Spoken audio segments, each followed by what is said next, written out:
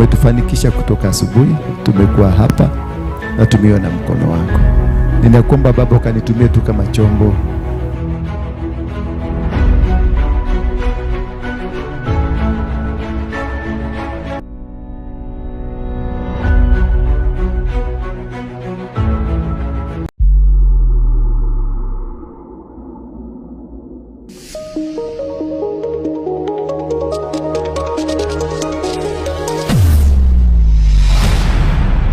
Bethel Clouds TV, empowering lives. Rudi hapa, pita hapo. Asanti. Muda huo tuko saa 6 haukutumika vizuri, maana saa 6 kamili ndio nilitarajia kusimama. Mmechukua muda wangu mwingi kwa sababu nilitaka kutoka saa 5 nilitaka kuwe na worship every time, worshipers kutoka saa 5. Maneno mingi muache, story mingi, si ndio? Tu worship, tulikuja ku worship Mungu. Kwa hivyo saa 5 kamili watu wana worship 1 hour is good. Ndio nifanye kutoka saa 6 mpaka saa 7. Ndio wale wanaenda nyumbani pia waende. Ndio watu wa saa 9 tubaki na wao, si ndio? Yeah, we must know how to manage time from now henceforth. Time must be managed. Story mingi muache kabisa, ndio tuweze kusaidia hawa watu. Wanachokanga wakikaa sana. Hata ukiona kama wanatupenda kwa sababu wanatupenda tu, lakini tukikuwa monotonous wanaona kama tunacheza na masaa yao. Yeti huo one, si usalimie mwenzako, muulize kwa nini hukuenda Krismasi, maana watu walienda Krismasi hawajarudi.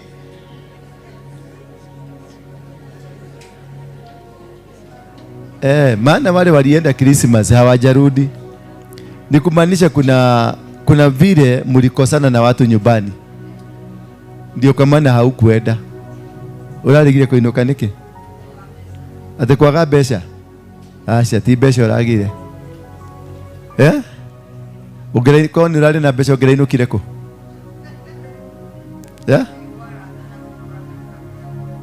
Kwa nataka na gwaku. Agienda kwa marafiki. Unaona sasa huyu hawezi kuenda kwa sababu marafiki walisema hatutaki tuageni. Sema aseme nini? Alikosa pesa. Pole sana. Next time December ingine nitakupatia pesa uende.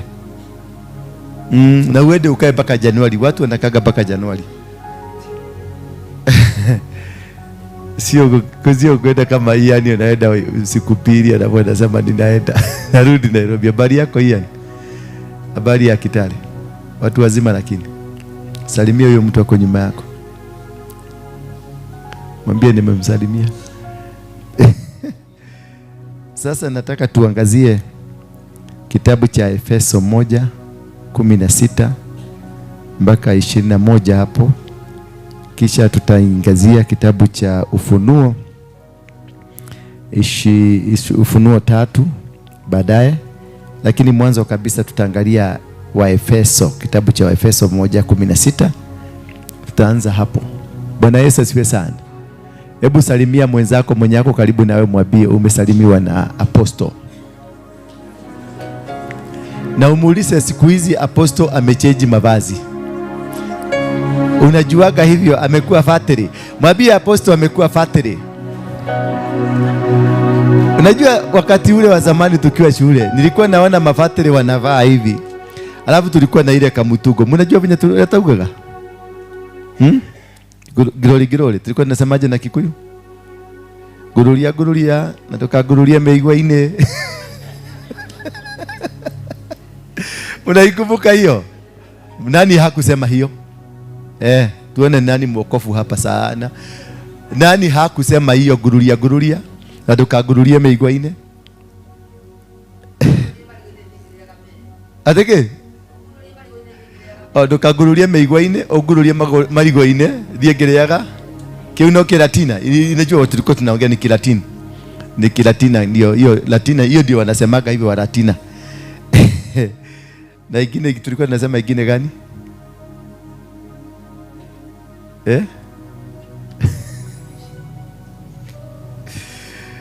Hii ni kibarua. Tutavumilia tu maana lazima tutii. Bwana Yesu asifiwe sana. Lazima tufanye nini? Tutii. Maana tukiambiwa tutii lazima kutii.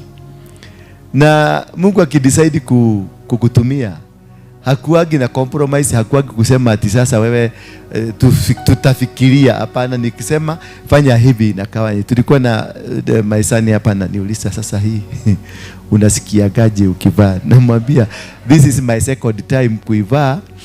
Wacha tugoje another third time I can give some, naweza kupatiana report kamili. Sasa hii ni second time. Si ndio? Sasa third time I can tell you is it comfortable ama si comfortable, but I need another one. Kuna ingine tena nimeambiwa ninunue, ingine inafunika hapa yote.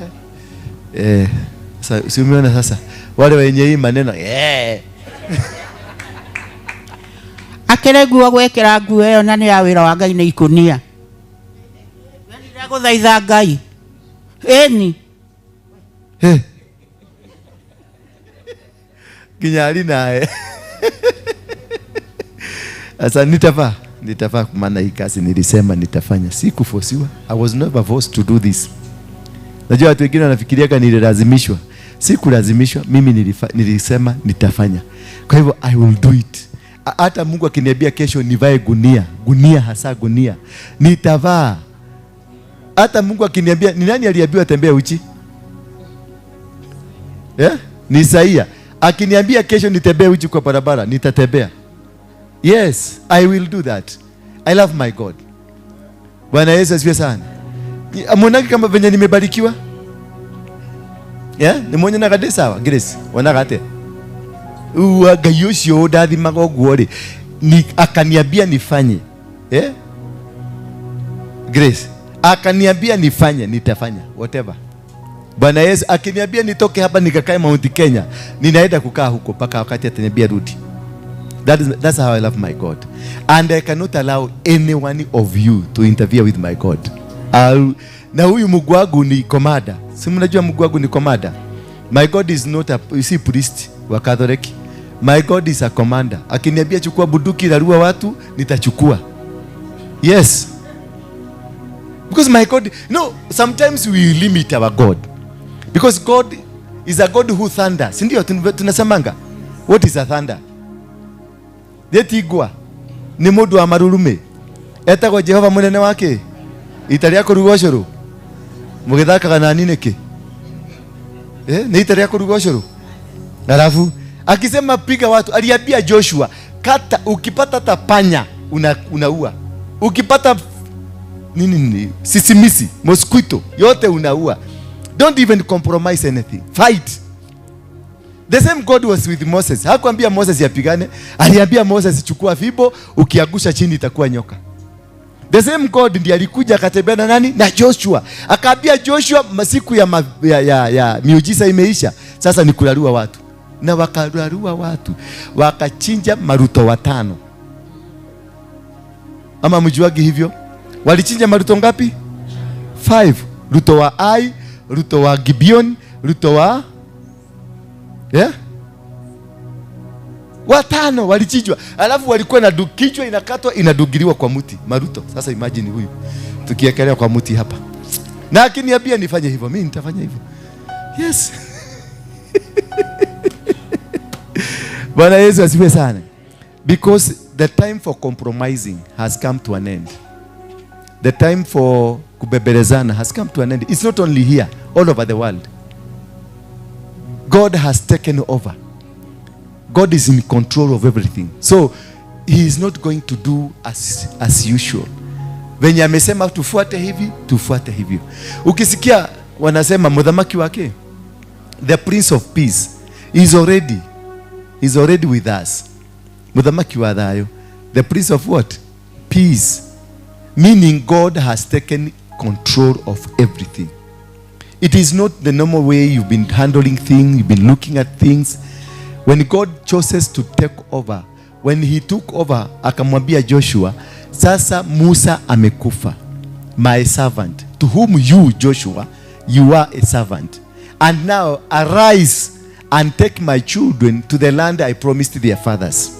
And this land that was given to them was owned or controlled by Girgashites, the Amorites, the Jebusites, the Ammonites, the Levites. Oh, ni Levites. Levites. Levites. Hivite. Wahivi, si ndio? Yeah, all those, there are 7 nations mightier and strong than the children of Israel. And he told them, go and remove them from the land they are seated on. Go and remove them. God will never give you a place that is not occupied. Bwana Yesu asifiwe sana. Mungu hata kupatia kitu ambacho hakina mtu.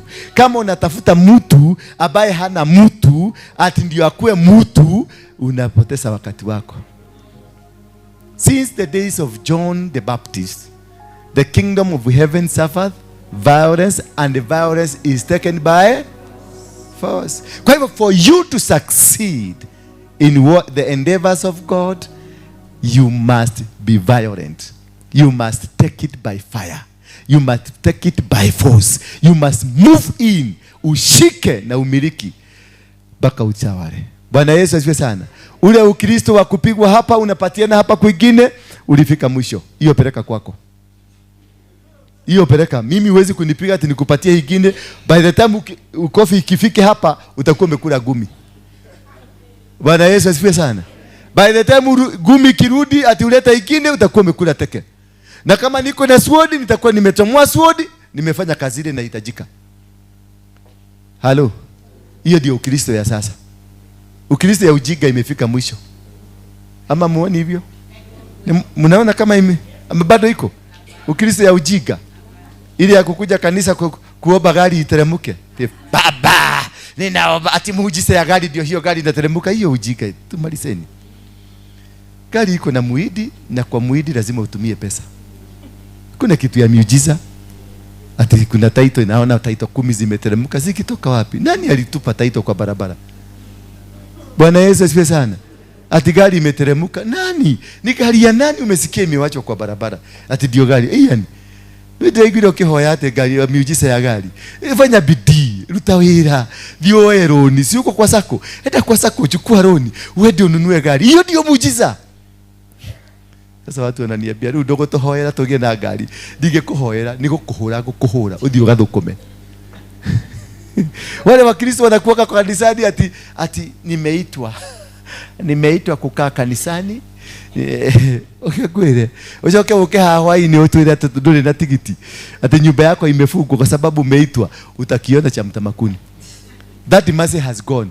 Hiyo mambo ya kuitwa uende ukutuletee ule alikuita. Ni nani alikuita, na alikuita nani mwingine alisikia ukiitwa ukuje ukuwe mjinga. Maana the Bible says I will bless the work of what? Sasa alikuita na mikono ama alikuita na mdomo? If he is to bless you, he will bless the work of your hands. You have to work. You have to do something for God to come in, because anasema I will bless the work of your hand. Then what will you do with your mouth? What will you do with your mouth? It is to prophesy. Bwana Yesu alimwambia Ezekiel, prophesy to the dry bones and they will come back to life. He prophesied. Bwana Yesu asifiwe sana. Then akaambia Joshua namna gani? Where you will do what? You will possess. Miguu okeria magoro thio gacaria indo. Nenda huko tafuta mali utakanyaga itakuwa yako. Ukikanyaga prophetically, miguu prophetically, it's for possession. Magoro maku maumire madhima kama kinyage. Si unaona venye nilikuwa na katakata mashamba ya Israeli. Naingia kwa shamba yako na katakata. Nilikuwa nafuata Biblia. Nipatie shamba ingine muone kama sita katakata na tutabado tutaenda biguni. Si ndio? Wale watu wa Israeli, hello? Watu wa Israeli walihama wote hapa. Waliposikia nimeokoka sasa sikatakati mashamba ya wenyewe, mulihama. Bwana Yesu asifiwe sana. So if you use the principle ya kuunderstand, kazi ya miguu yako ni kupossess. Wherever you go you possess. Na kazi ya mdomo yako ni kuprophesy. Bwana Yesu, si kupossess, Don't possess. What are you possessing? You must possess that what you are seeing. After miguu yako imekufikisha huko, now you can possess. Na utapossess na nini? Na kuprophesy over the dry bones. You prophesy to it and you ask God, give me money, I want to buy this land. Hata David wakati alipatiwa shamba na Arauna, alisema no, I have to pay for it. Sasa wewe unataka kupatiwa shamba ya bure kwa nini? Unataka gari ya bure kwa nini? Mwadhani ya gosho. Gile si nini? Nini? Nini? Ananiangalia, anaona. Huyo no apostle nini? Tahutia iwe. Hutia tu. Ndio iwe nini? Ndio iwe nini? Najua najaribu kuhubiri kama priest. The horror. Bwana asifiwe sana. So we must be able to understand that logic. And I need what I said as we are crossing over to 2025. 2025, I want to do it numerically. Do you understand what is number 2025? To understand numerically, unahesabu number. Sijui kama mnajua mambo ya namba. Mnajua? 25 inasimamia kwa namba gani? Yeah? 2025, year 2025. Itasimamia ama tuangalie siku ya leo. Siku ya leo inasimamia kwa namba gani? Leo ni na tarehe ngapi? 20? The last Sunday of 2024. Therefore, if 2029 ama leo tarehe 29 mwezi wa 12 mwaka wa 2024 inasimamia kwa namba gani? Tukifanya hesabu ya haraka haraka.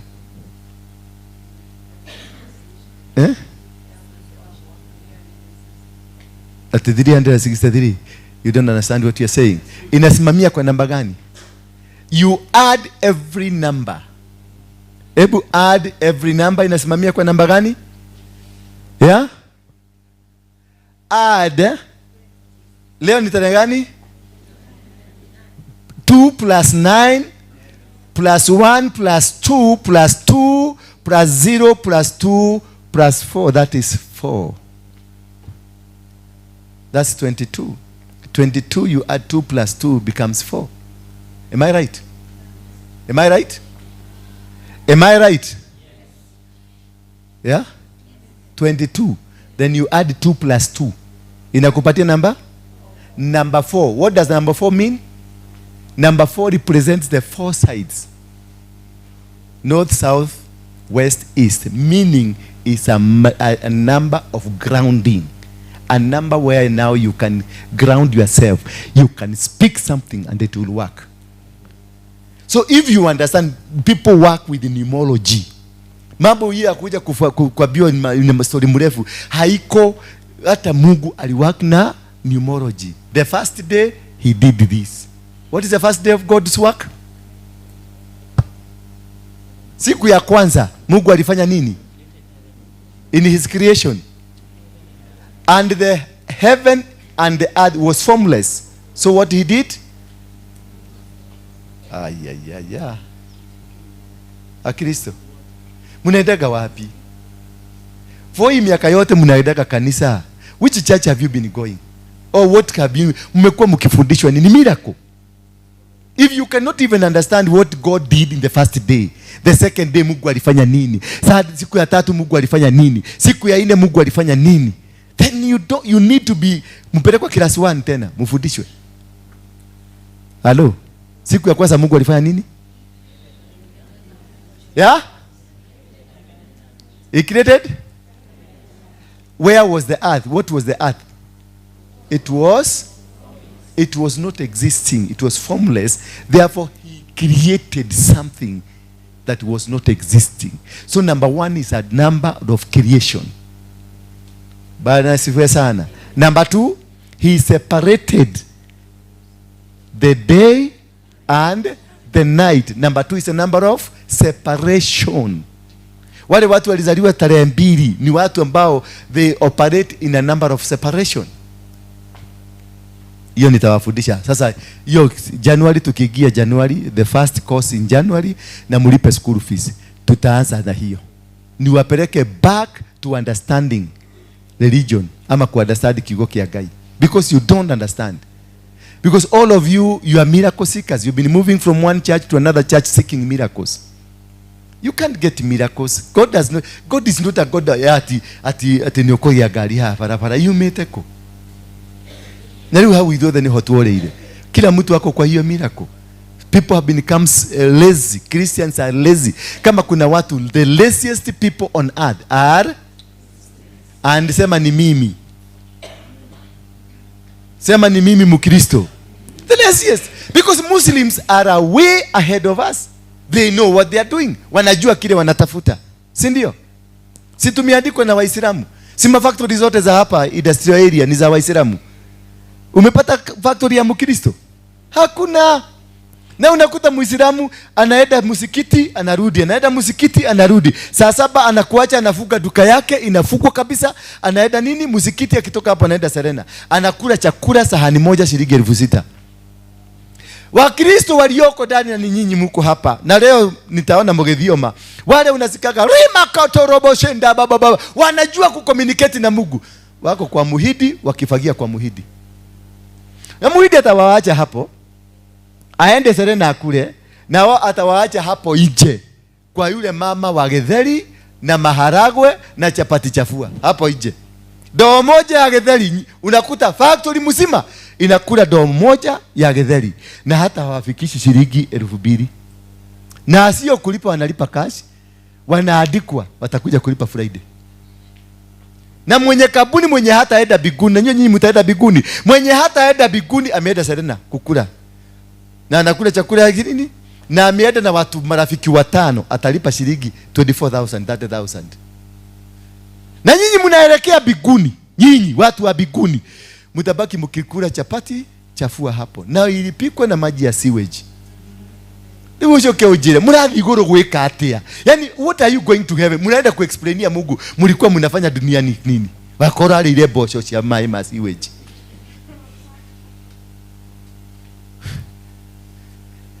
Christians, are we serious? Are you really people? Do you understand what you are doing in this world? I'm asking, please. Do you really understand what you are doing in this world? Christian, Baba, do you know why you are in this world? Yeah? What are you doing in this world? If you cannot command, a Muslim is commanding, you are not commanding. What are you doing in this world? A devil worshipper is commanding. Devil worshippers are the richest. Sindio? They own companies, they own big trucks, they own everything. Wao watu wa Freemason hapa. I stole, wakati niliingia huko niliiba kitabu hiyo yao, the register. I know them. They are the richest, the cream. Dila cream. Ndio top in this nation. Ndio wako na kila kitu. Na nyinyi hapa ni makelele tu. Ramakata.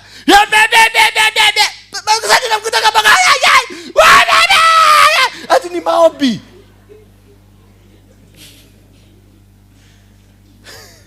Ushakuta Mkristo akiwa serious akiomba. Asese. Yule washa mwenye Christian makihoya. Wale wanaombaga. Wanaomba kwa energy. Na energy. Baba! Liakwa! Yamu!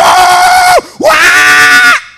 Kuna mmoja alikuja hapa, alikuwa na rafiki ya David hapa. Alianza hiyo maombi, nikaenda nikamwambia boss. Hapa kuna watu wanafanya kazi. Pukuza kelele. Maana hiyo si maombi, ni kupigia Mungu kelele. Yesu mahali wapi alipiga makelele kama hiyo? Na hiyo ni mtindo kwa wa Kristo. Abia mwenzako lazima tubadilishe sasa. We must redefine. Because the Christianity that was brought to us was a scam. Ile Ukristo tuliyoletewa na wazungu was total scam. Ni ukora mtupu wa Constantina na Nimrod. There was no God Jesus hiyo wanatuambiaga. Huyo ni Jesus mwingine walitutengenezea. Ati alizaliwa na 25. Yesu alizaliwa 25. 25 ya nani? Hakuna Yesu alizaliwa 25. Kama John, listen to me. John the Baptist alizaliwa mwezi wa ngapi? Mwezi wa 6. Jesus, pregnancy ya Jesus ilikuja 2 months later. 2 months later. Sini kwa hivyo ni mwezi wa 8 wa 9. Sasa hebu ongeza mwezi wa 9. Ameweka mwezi wa 8, ongeza 9 months. Mwezi wa 10. Kwa hivyo Yesu alizaliwa mwezi wa 10 tukifanya hiyo mahesabu yao. Na hii imekuja tunafuata kama mtoto. Na ukiangalia kitabu ya Yeremia, I think Yeremia 5 there nitawaangalilia. Ni katoto kale kalizaliwa 25th, kanaitwa Tamuzi. Ni mtoto wa Nimrod, ambaye Nimrod walilala na mama yake, wakazaa mtoto anaitwa Tamuzi.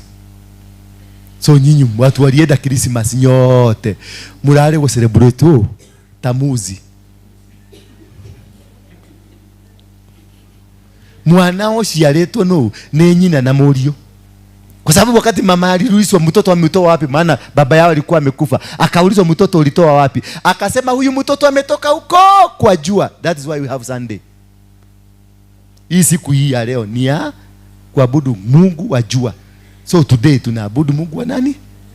Hata mimi niko ndani ya hiyo kitu. So unaona hii Christianity ni scam. It's a total scam. We need to go down and do a total research and understand which kind of a God are we worshiping. Hao wazungu walituletea. Maana Mungu walituletea ni Mungu wa kuja kututawala, kutucolonize. They never brought God who was to make us tukae vizuri. Walituletea Mungu, hapa ni buduki, hapa ni Biblia. Ukisipokubaliana na mimi, utakula moto. Sasa niambie huyo Mungu mwenye alituambia hiyo. This is the time now. Christian, tukae chini, watu wakae, uli think, you look at it. Because the Jesus, the true Jesus, there was hidden. Roman Empire wakatuletea vitu zao. Na ndio naona we are totally confused. We have been running up and down without any strong foundation. And as you see, Christian wa Africa, just go to Europe. Enda Europe, utaona Wakristo wa Europe, they are different from the Christian of Africa. Makanisa ya Europe zimejengwa mpaka na gorodi. Hapa angalia yenu hapa. Na ndio mnasikia watu serikali kitaka kuingililia. Unakuta kanyumba, uligoja mkuru kuchomeke, kukachomeka ile mabati, ukaenda ukaokota, ukaenda ukajenga kanyumba, ukasema umejengea Mungu nyumba. Na hiyo nyumba hata kabla haigiwe, unakuta imefanya nini? Imekaa hivi. Maana ilijengwa na ile miti. Ile ya kukata kwa shamba. Hiyo nyumba ikalete hata ikalete oguo, ikashoka kadi kwa Miracle Maximum Wonderful Tabernacle. Na watu wakiingia kanisani wanaigiaga na mwavuli wakati wa mvua. Tondu no nginya mari ule romeko utheini. Ucoke ujire ne Ngai muhoyaga. There is no God there. Na wewe sasa hiyo unakaa doni home. Gari umepaki ije Prado ije. Mungu yako anakaa kwa kinyumba ikimekaa hivi. Uniambie sasa essence. Niambie huyo ni Mungu. That we live our God in mabati ya kuchomeka mkuru kwa Ruben. Na wewe unaendesha Prado na unakaa doni home nyumba ya mawe. Pastor, bishop, archbishop, mzuri, the man of God, the man of God. Huyu hapo kuna Mungu kweli? How could God live in a mabati, you live in a house? Wengine hapa wanatuletea misaraba hii ya Yesu amehangiwa. Si ndio? Sijui ni kwa nini hii topic imekuja. Imekuja kwa nini? Wengine wamehang ule mjamali, huyu mjamaa Yesu, huyu tunaonaga picha yake. Si kila mtu ako na picha. Mama Maria. Ndio na bisha ya mudhuri usio kwaku. That was an actor. Alikuwa Ingila dema, alikuwa America. Alikuwa wapi? Kadeo ya acted Yesu. You are UK. So ni picha, ni home ngapi ziko na huyo jamaa wa UK kwako? How many homes they have that picture? Every Catholic home, every home of a Catholic, kuna picha ya nani? Ya huyo Sterling. Alafu unasema ati huyo mpaka unakutaka wanamumumunya. Na ndike jamaa ke kiranyo afaki kule ya UK. Anyway, tuachane na hiyo story. Yaani kijama kinavuta bagi UK na wewe unazidi kukiabudu hapa. Okay, mumunyaga. Huyu Mama Maria amesuria. Zeto lenako taruta mukate ucio winagu. Nani ako na mukate? Uko ni watu kile musie? Nani ako na mukate hapa? Uone huyo jamaa bado sijui amekaa hapa hivyo. Huyo ndiye amehang, mwingine amehang hapa, mwingine amehang hapa, mwingine, yani it's all over. Na alafu ukienda kulala wanatoaga wanamwekelea kwa mesa, wanajifundika kwa blanketi. Sasa what kind of a God is that? Unaacha kwa mesa juu ukisikia baridi. Okay, hubera na kiria. Ephesians, I have not stopped thanking God for you. Nataka nikwambie leo, continue praising God. Understand. We need to understand our God. We need to know the principles of God. We need to know which God is this one. Huyu Mungu ambaye amekaa kule biguni, tumujue ndio tuweze kumwabudu kwa haki. Ndio napata kanisani tuko wengi, lakini sisi wote ni wanafiki. Kanisani tumeokoka, lakini we are backbiters. Kanisani tumeokoka, but we don't have any fear of the Lord. We don't have any respect for this God we are worshiping. We don't have at all, because we worship what we don't understand. I have not stopped thanking God for you. I always remember you in my prayers. Why? Because he never stopped. He never ceased in worshiping God, in believing in God. Had we kama tungepata that lesson to understand that God is always omnipresent, then we could not have stopped. Because when you look at your character, uangalie mitugo yako, uangalie karakta yako, uone kama hii karakta ni karakta ya Mungu. Wewe ambao umesoma Biblia, wewe ambao umefundishwa maneno, angalia your character last year yote. Mitugo ile wekete last year. Did you please God? Did you do as God wants us to do? Do we follow the commandments of God? Did you follow any one of them? And if you follow, did you continue to sustain the presence of God in your heart? Did you lie? Did you fornicate? Did you do anything that is not as part of the plans of God? Did you betray your God at any one time? Bwana Yesu asifiwe sana. Did you stand with the positioning of God? Did you stand with the principles of the kingdom? Did you stand with the teachings of heaven? Did you stand? Ulisimamisha Mungu wako akadhihirika mbele za watu? Ulisimama? Ama ni wewe ni kama wale wa Kikuyu? Hata wewe nilisikia ukisema hiyo. Ate gai guye goma gomeo guyo besha ta goma. Nani wa Kikuyu? Nani pastor nilisikia akisema hivyo? Ate gai kome guyo ebesha tagoma. Sasa unashindwa, unaweka Mungu, unaweka ubwa, unaweka shetani pamoja hapo. Kwani shetani ndio wako na pesa tu? Alitoa wapi? Huyu shetani alitoa wapi pesa? Ndio tukaona ako na pesa. Yaani ukinunua kakari unasemekana wewe ni wa devil worshiper. Ukinunua kashaba wewe ni wa devil worshiper. Ukinunua kila kitu todo goma no okora na stochizi. Does the devil have anything? It is because we are not grounded in the word of God. Had we been grounded in the word of God, we will be able to command the presence of God in our life. We will be able to speak what God has told us, because God has asked and it shall be given to you. But if hauna msimamo, haueleweki, haujui, then you can ask anything and it shall never be given to you. How many prayers do we have? Tumeomba, watu wameenda Katoroni, watu wameenda Heaven's Gate, watu wameenda all over. We are all over praying. We are all over making noise. Very early in the morning we are making noise. In the night we are making noise. Every time we are making noise. But at the end of the day, who are the poorest?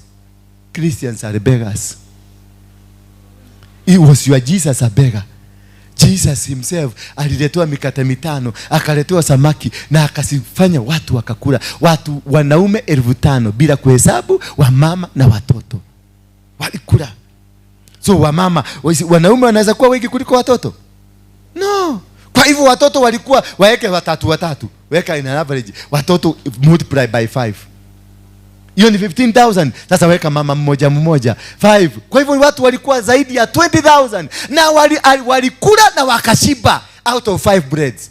Where is this Jesus? Huyu Yesu mwenye alitenda hayo, where is he? Mlimpeleka wapi? Kila hata ukihegwa Jesus, ukianguka Jesus, ukiamuka Jesus. Where is your Jesus? Where is this Jesus that did miracles? Where did he go? Did he abandon us? Did he drop us from his list? Are we together with him? Are we worshiping the true God? Bwana Yesu asifiwe sana. Because this Jesus was a miraculous Jesus. Alienda akapata Lazarus, akamwambia, akaita Lazarus from the grave, and Lazarus came out. Where is this Jesus?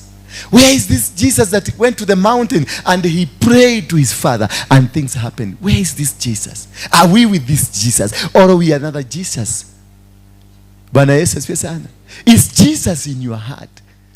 The passionate, the compassionate love that he had for us, that he died on the cross so that whosoever believes in him can receive the kingdom of heaven. Where is that mercy? Hiyo huruma ya Yesu. Huyo Yesu mwenye huruma koki alienda wapi? Huyo Yesu mwenye hakusengenya. Huyo Yesu alikuta mama malaya akichota maji, akamchukua, wakatembea na yeye bila kubagua, bila kusema huyu ni malaya. Akamwambia unifuate na maisha yako itabadilika, na wakakaa na yeye na akamfanya kati ya wanafunzi wazuri wake. Where is that Jesus that had compassion? Where is that Jesus? You are Christian, you have food, you have everything in your house, but your neighbor is dying and you can't even look and help them. You hate one another. You are Christian in church. Hapa niko na watu hapa kanisani who cannot muwa mego ko matagera niria tini ndigwa kumwonaga iwa gutahika na wego ko kanitha ine na we wa Jesu ni Jesu uri ko cio ratuhunjiria. What kind of a Jesus is that one, that you have an enemy in church? Leave alone huko ije. You in here you have an enemy you cannot be able to talk to, and then you tell us that you have Jesus. Christians, you need to change. You need to come back to God. You need to have a new revelation about who is God. How many times have you seen people suffering? You don't care, you don't mind. How many times have you commented on things against the wishes of people, against the wishes of God? Na unasimama unasema wewe ni Mkristo. What kind of a Christian when you have a decayed society? What kind of a nation that is a Christian nation when you have drunkard children, when you have children smoking marijuana, yet we are Christian? And when you go to Arabic nations, you can't find this. When you go to Saudi Arabia, you cannot find this. Bwana Yesu asifiwe sana. Wame protect their seed. You cannot give birth in Dubai. Can you? You cannot give birth to Dubai if you are not a Mwarabu. You cannot give birth. Hawezi kuzaa mtoto ukiwa Dubai. Ukiwa Qatar hawezi kuzaa mtoto. Ukiwa Saudi Arabia hawezi kuzaa mtoto. Kwa nini? Walilinda mbegu zao. Ukijulikana uko na mimba wanakudunga shindano ende ukakufie bere. You cannot be allowed to marry somebody ati Muafrika umari huko. They cannot allow you because they have a protection of what that was given to them by God. What are you protecting yourself? What is your position? What is your foundation? What can you stand? Nikiugerogamia whether this is my God. Christian, apart from poverty, what can you showcase that is coming from your God? Hello? I'm talking to you. Can you talk to me? Nimoko jalelia kana mume. I'm asking, apart from poverty, Baba, what else can you showcase that is coming from your God?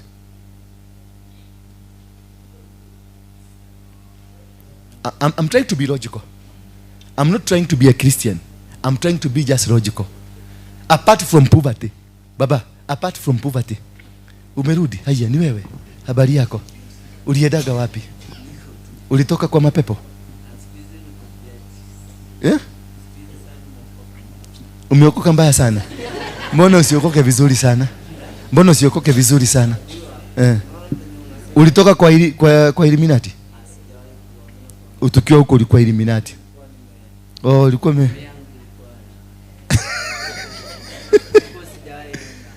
lakini ulikuwa unatuambia huko kwa Wailumi. Vile unaonanga wewe ni msanii, alafu unachiki unaona wacha nifanye kitu fulani yenye naonaga. Lakini sasa ikifika mahali fulani, unaona kama sasa hivi venye nitoka hapa. Wajua sasa hii inaitwa Baba Dylan. Unaitwa nani? Baba Dylan. Baba Dylan. Sasa si ule Dani Mnyama uko umezoea nini hapa? Sikuwa tunakwenda Dani Mnyama. Dani Mnyama, ule msanii wako hapo. Sasa ni Baba Dylan. Uko na watoto? Watakuja kesha. Wanakuja kesha? Tuko nao huku. Weka wizito. Sai gospel. Uko nayo? Hata Tanzania wafiki nani? Hawafiki. Ati wewe ni Mungu. Hebu kuja. Hebu kuja. Jamaa walikuwa navuta bagi mpaka nashindwa hii itakupeleka wapi Hebu tuweke kitu. Sai. Oya. Unaweza piga kitu kidogo. Guza. Bwana asifiwe. Kwa majina naitwa mbali kidogo. Safi. Bwana asifiwe. Kwa majina wananiita Daniel Anyanzwa, jina usanii wananiita Dani Mnyama. And the last time I was here tulikuwa na baba huko chini. Nilikuwa naimba bongo. But nikafika mahali, this time around nikasema kuna mahali nakosea. Why am I going? Naenda mbele, narudi nyuma. Nikakuja nikauliza msia akaniambia, Dante, uko na kipaji but umesimama like this. Hapa kwa Mungu, hapa kwa shetani. And this time around, ni Mungu tu. Sawa.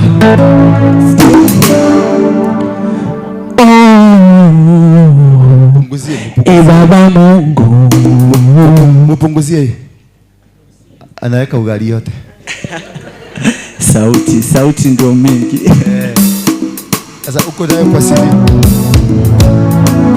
Mimi ndio ule mzee unaona hapo kwa chachu wakipiga. Unaingia nayo. Sasa ingia kitu. Ingia nayo. Nikikubamba na mkono katika sio. Nemo kama aje. Hapa. Sifa zote ni kwa Mungu. Ni kwa Mungu. Sifa zote ni kwa Mungu. Ni Mungu. Baraka kwa Mungu Baba. Heshima kwa Mungu Baba. Mkono wake ni bora. Wake ni bora. Mkono wake ni bora. Wake ni bora. Amenitoa mbali kwenye faa. Mashada minafuta kwenye faa. Akanionyesha kijana hapa ulipoondoka. Yeye ni Baba anaweza. Mkono wake unasimama kila mahali anatenda. Yani yeye ni Baba.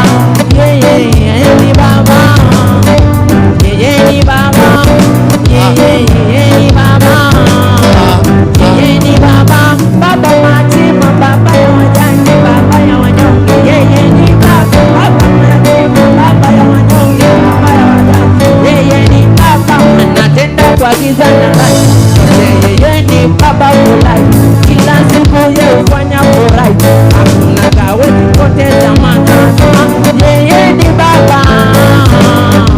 Yeye ni Baba. Yeye ni Baba. Yeye ni Baba. Baba wa mayatima. Baba wa machokora. Baba ya wanyonge. Baba wa kila mtu. Yeye ni Baba. Yeye ni Baba. Yeye ni Baba. Yeye ni Baba. Yeye ni Baba.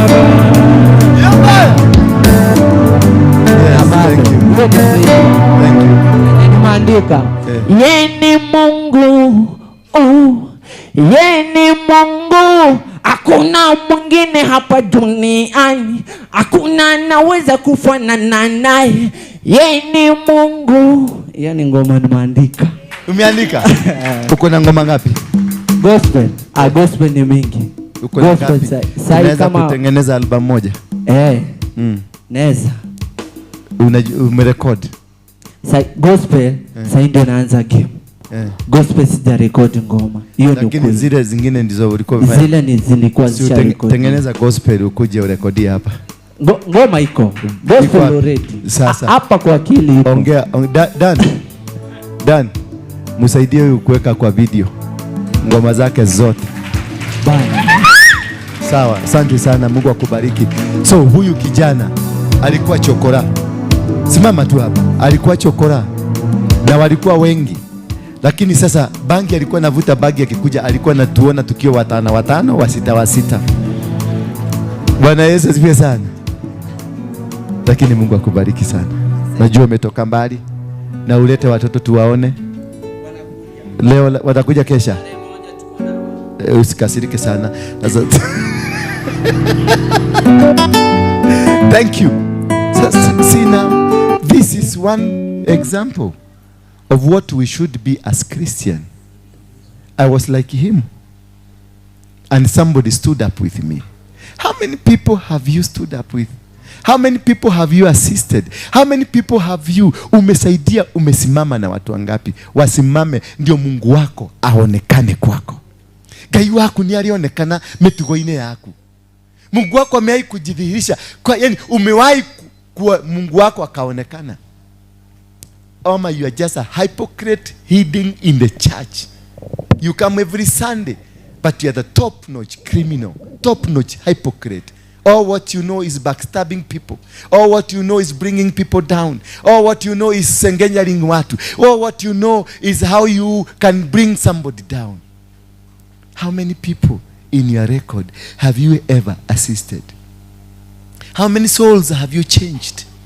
You are in this church. How many people have you brought to this church that were not saved, that I can say ati huyu nimemuleta hapa kanisani? How many? Msichana mrembo akikuja hapa aigie kwa apostle, kile kitu mtafanya ni kuweka makamera, ma CCTV cameras za kuangalia anafanya nini na apostle. Maana you have a demonic mind in you. You are just but a devil walking and living in a church.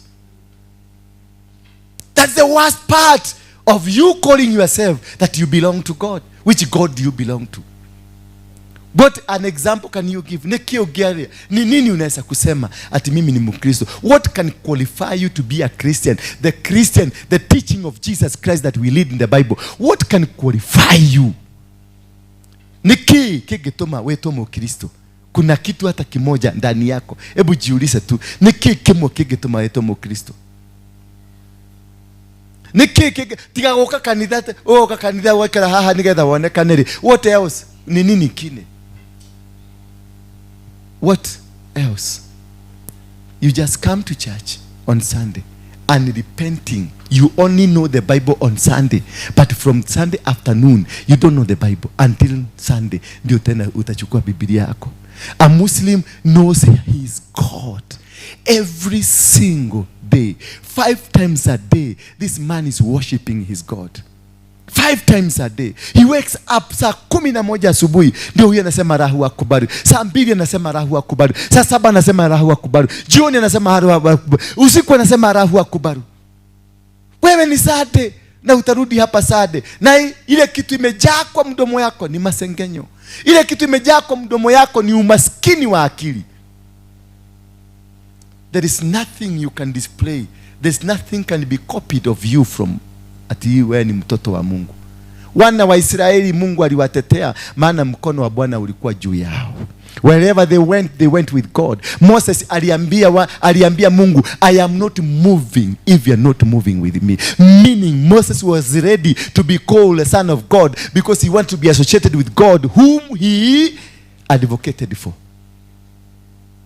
Wakati Jakobo alipogundua huyu ni malaika wa Mungu, akamwambia hautoki hapa mpaka unibariki. Maana he understood, I am with my God. I am in the presence of my God. I am doing things as per God's will. I am with the God. Today we move, we do things. We don't even seek the clearance of God. We don't even seek God to be with us or even God to participate in what we are doing. But as long as you have started, as long as you want to move, as long as you want to be called, you move on and you be called. Yet you come on Sunday only to come and worship God. You come on Sunday for 2 hours to come and worship God. And from Monday to all the way to Saturday, wewe ni mchawi, ni malaya, ni shaitani.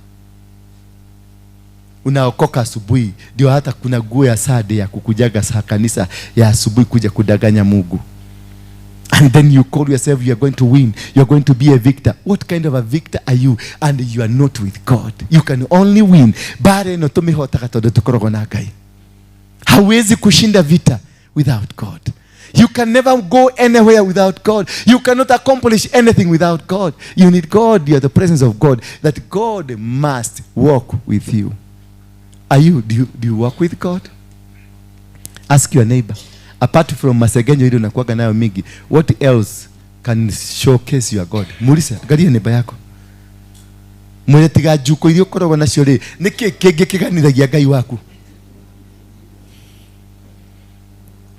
Okay, angalia mwenzako, mwambie apart from moshene ile unakuwa nayo, ni nini ingine ambayo Mungu wako anaweza julikana nayo?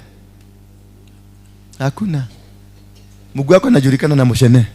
So do you worship God? Are you with God? Apart from backstabbing people, apart from witchcraft ya mdomo, apart from whatever that you do, what else can your God be known for? I'm asking you. Sasa mnanikasirikia kwa nini? Yeah? Sasa mnanikasirikia, mnafikia kuna mahali mtanipeleka? Hakuna mahali mtanipeleka. Mimi nitakwambia ukweli unachoma. Hata mimi I'm counting myself there because I came here, nimekuja leo asubuhi kuhubiri neno la Mungu.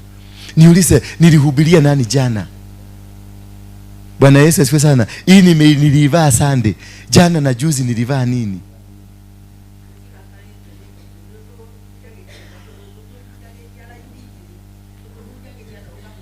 Sasa huyu mama amevaa hii nguo leo nimemwona kivalia pale. Juzi na jana hakuvaa nguo hii. Huyu ni munabii okire hana intercessor kuhoera. Najiye kuhoya rucine. Aigira kanitha niguo aririkanie ni ndirabatara mahoya. Iyo na iyo riu ringi no urahoyagira. Intercessor ari intercessor ate ndui nawe.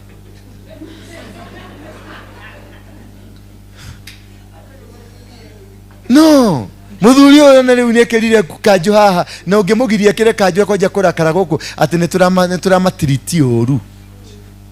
Ni turamatiriti ria gutagireire. Na umuthe ni gwekira. Monday, Tuesday, Wednesday, Thursday, Friday, Saturday no urahoyagira. Tondu gweno ni ekihoyaga ri no urahoyagira. Niki no gikiraga yake. Niki wendaga tuone wikiraga yake. Ate demuonie mahoya. Demuonie mahoya uhoya ke miaka yothe wena yone. Ate die kumurutaga nguo ireko. Nuona riu ate ndamaruta ndeka atia. No amona riu yacio makiyaria. Ate die kumaruta nguo. Goko mutigo ikara. Go morutani inyuothe go ona ni nderutanirie ho. Sitawapembeleza. Hatutakaa na nyinyi. We will never. I would rather walk with one person that is going to heaven rather than having 1,000 people who is going to hell. I can't tolerate this. I'm not looking for money. I have money, good money for that matter. I'm not looking for a house. I have a nice house for that matter. I'm not looking for a car. I have one, not two, not three. I have many. I'm looking for God. Na tunataka mtu ambaye tutatembea naye tutafute Mungu. I have seen it all. I have been to prison. I have been to jail. I was a Muslim. I was a devil worshipper. I was everything that you count. Hizo vitu zote hakuna sisi. Uliza mtoto wangu, mnakuaga wagapi? How many are you? Kama wagapi hivi approximately? Kuna wale hatujui. Na wale mnajuana ni wagapi? 9. Sisi. Ni mnachira. Mnapendana ama mnakosana? Napendana. Yes. Hawa anasema wale tunajuana, kuna wengine hawajui. Kabla rudi America nitakuonyesha wengine 10. I'm happy for that. Because I want to be transparent. I want to tell I did mistakes, but my children are not mistakes. Bwana Yesu asifiwe sana. I did, nilikosea, lakini watoto wangu si nini? Tabia zangu ndizo zilikuwa mbaya, and that's why normally I tell you what I was and what I want to be. Lakini nyinyi mwehiga mlianguka kutoka heaven mkaangushwa hapa. You are no sin, you are clean like hii nguo nyeupe.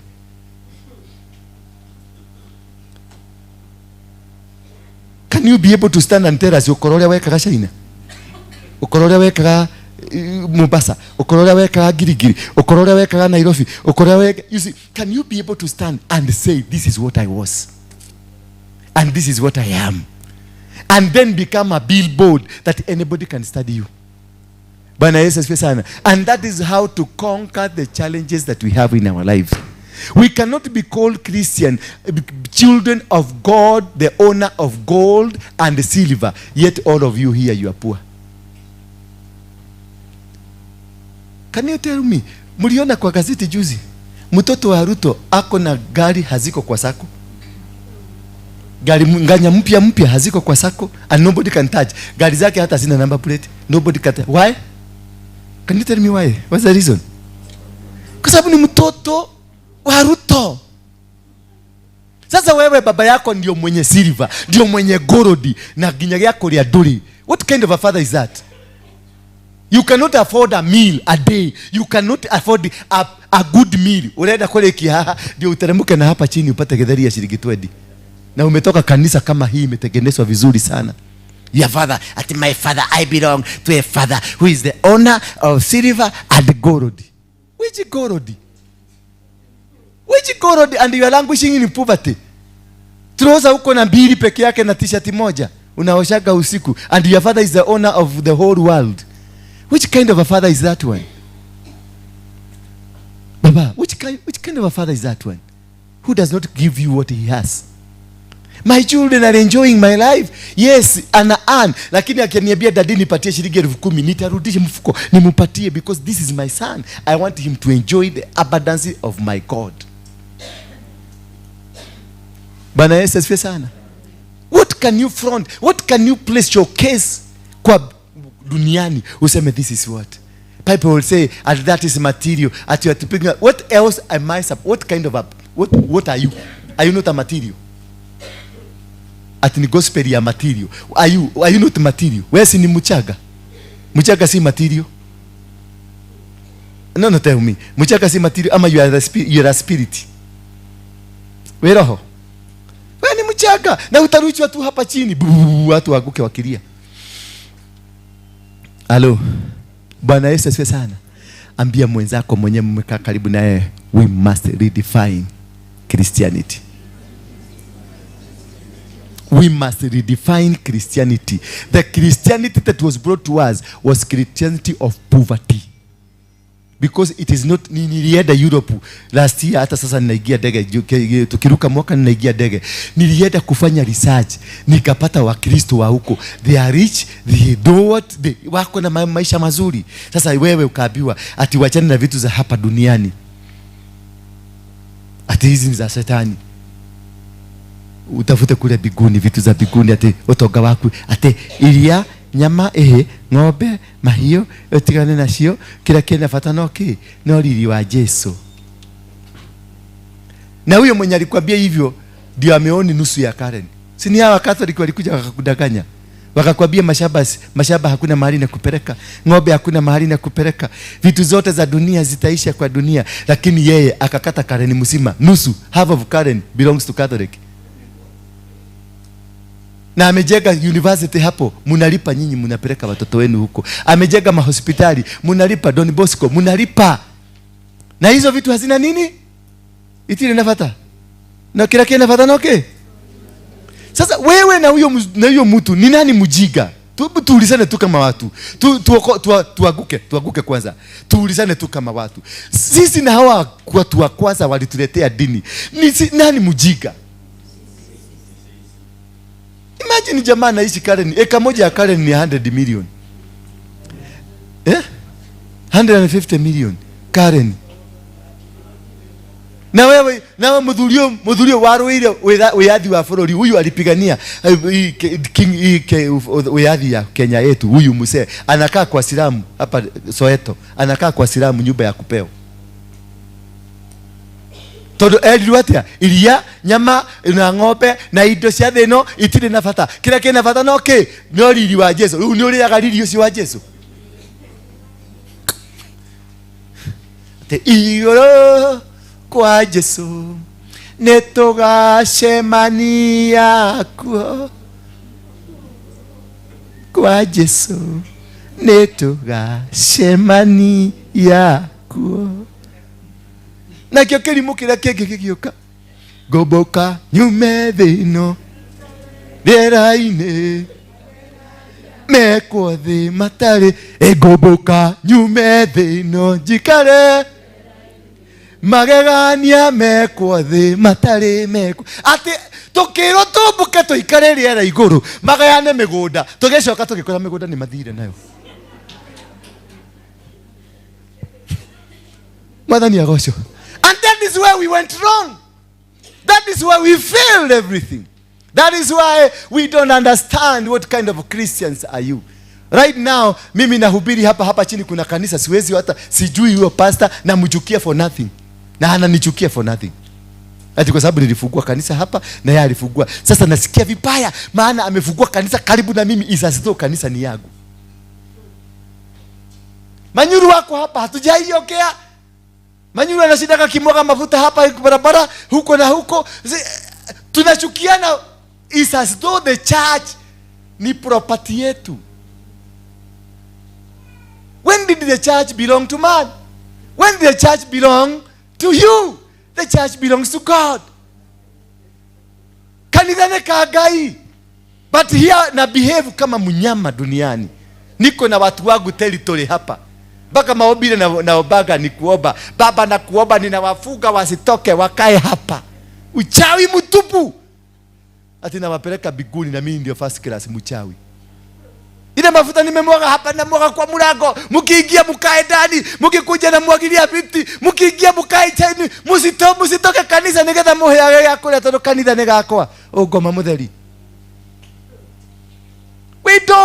We have not worshipped God. We have not worshipped.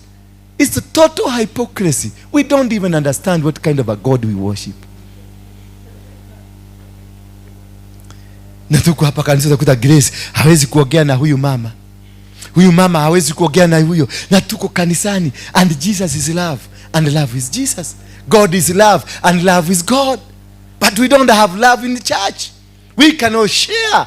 There are people suffering. There are people without food. There are people without clothes. You have closet yako imejaa decorated with nice fashions, but you cannot even share. Then you claim to be going to heaven. You became to be a blessed person. You come here ati nataka uombewe upone. Upone nani? Nani akuponye? Nani akuponye? Akuponye mkora? Muishi? Bwana Yesu asifiwe sana. Aponye mkora.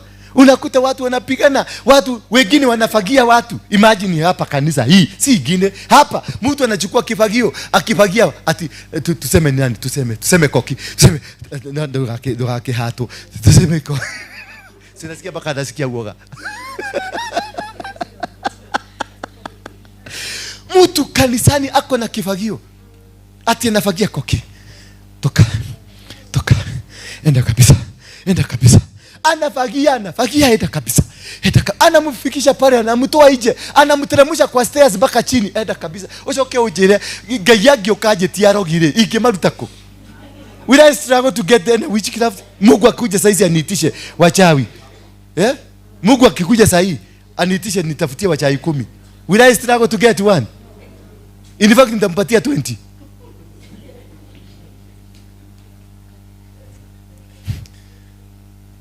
Ma ikimusha anaikemura atire we nikuhitia wahitia ukwenda taiga na rimwe kana magana meri tondu no ukinyita haya ndimwe atire haya oya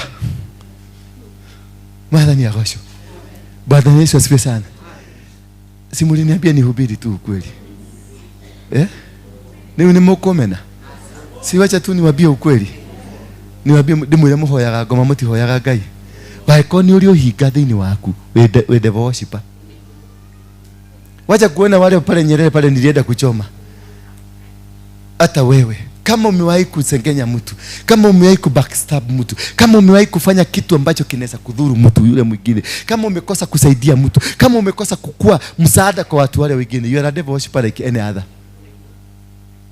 Wewe na wale watu wanaendaka Nyerere ni sawa tu, ni venye wewe hujafika kilasi yao. Wale wanakiraga. Mimi nilienda hapo hii ya devil worshiper hii hapa Nyerere Road. Nilikuwa nimeenda kuiba. I'm the only person in this world who has ever tempted to steal from the devil. Lakini ile maneno niliona huko, sitathubutu kurudi huko. Those people they are operating in another level. tulitoa vitu na tukatoa kiti ni ya gold, sahani ni ya si plate, si inaitwaje, coated, hapana, gold, real gold 24 karat. Kiti unakalia kiti, unasikia ni gold 24 karat kiti mzikuli.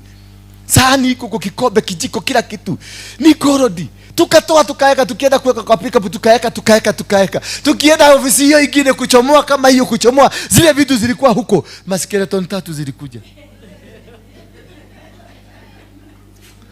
Hakuna mtu alibeba apart from the book ile tulibeba yao.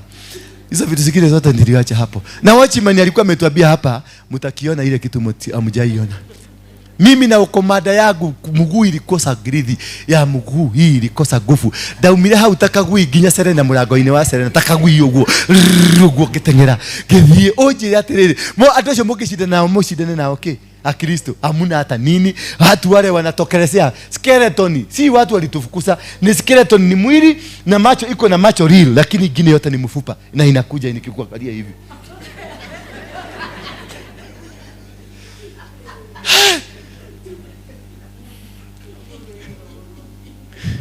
Alafu hapo nakuta kina Karo, tunamkanyaga shetani, tunamkanyaga.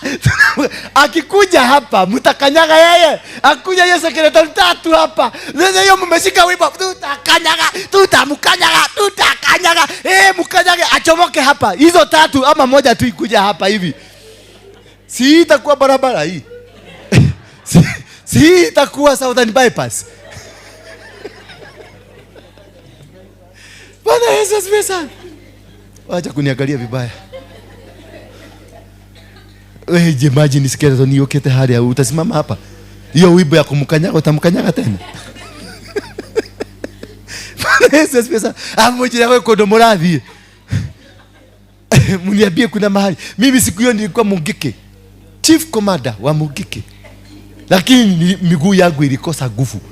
Nilitembea kama kaubwa hivi mpaka mlango ya Serena hapo, ndio hapo nilipata nguvu, nikanyanyuka. I don't sijui ni nini ilininyanyua, lakini ni venye the fear that was behind me ilininyanyua, nikatembea. Nilikuwa nakanyagia kwa hewa kufika hapo Nyayo House hapa. Nilienda na Usain Bolt, ningemwacha na nimpigie makofi akikuja hivi. Usain Bolt yule wa 100 meter ningemwacha na nimpigie makofi akikuja hivi. Ni muondoko ile niliondoka nayo. So kwa ujire na nyinyi tuamotishie teto mwigiretie hewa. Si tulikuwa tumewatishia kabisa. Mlikuwa mnatoka. Sasa kama mimi nimetishwa na hiyo, na nyinyi ambao tulikuwa tumetisha, si ni kukufa tu ukikikia hapa. Maiti zitatolewa hapa.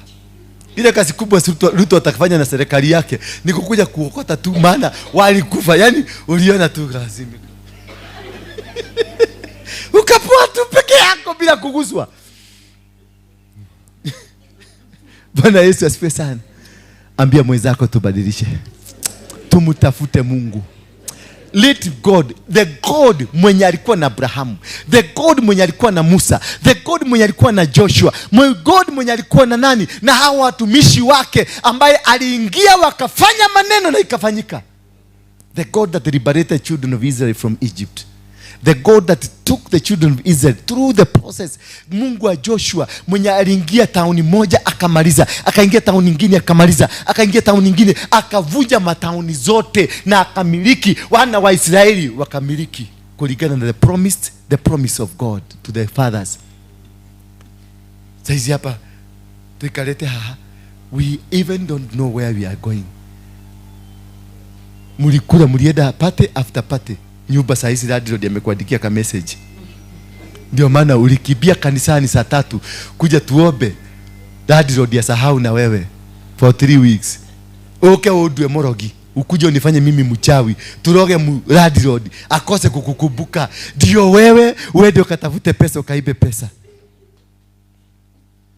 Ati baba ninakuomba. Apostle aliokiwa kemo Radroad abia hetuke.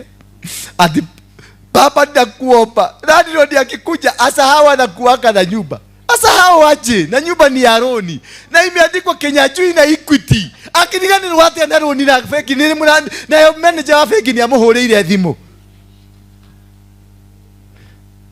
Arogia kanitha-ini na marenda tuhoe.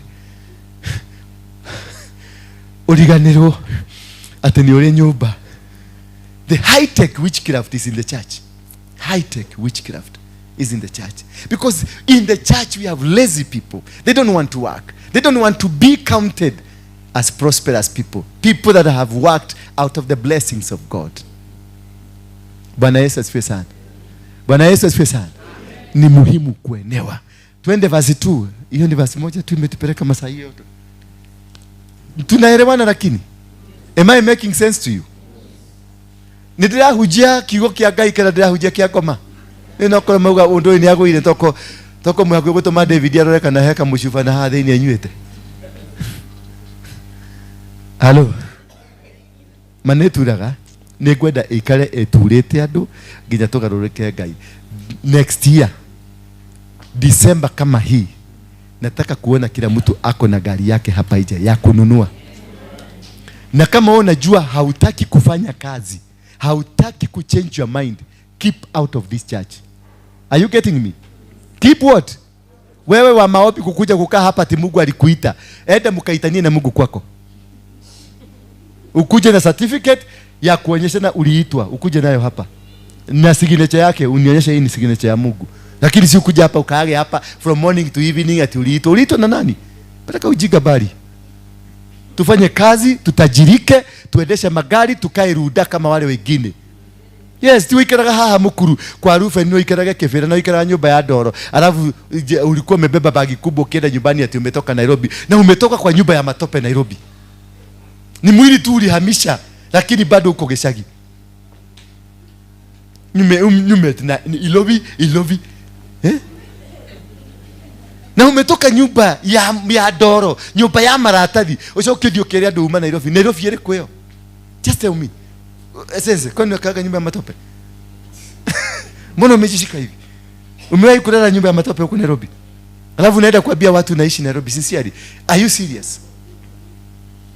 My brother, are you serious? You are in Nairobi but you are living nyumba ya matope. Na kwenu baba yako amejenga nyumba ya madram. You are far below what your father has constructed at home. Havu nabia unakaa Nairobi. Surely, are you not mad? Uche tiogoroki. Eh? No, show. No, dio keria ndo ikaraga Nairobi no ikaraga korogoco. Acha. Ni turabatara Ngai atumia tumarute nyumba ine cia Doro tumaigerie Nairobi. We need to change our society. Everything is in our mind mana. Si Doro tulikanyaga na Doro. This ni miguu yetu ilikanyaga. Tukajenga. Tukaeka Doro huko. Sasa tunaenda kuambiaga watu tunakaaga Nairobi. No, wainuka mucie ugacoka kuikara na hau kanyekine na hau ugeta kairetu kana karaga sister yaku okega kurute ndutu maguru tondu ikaraga Nairobi nyumba cia Doro. No. We must change. Mwambie mwenzako lazima tubadilike. Lazima tubadilike. Kiugo kia Ngai ni kugarura.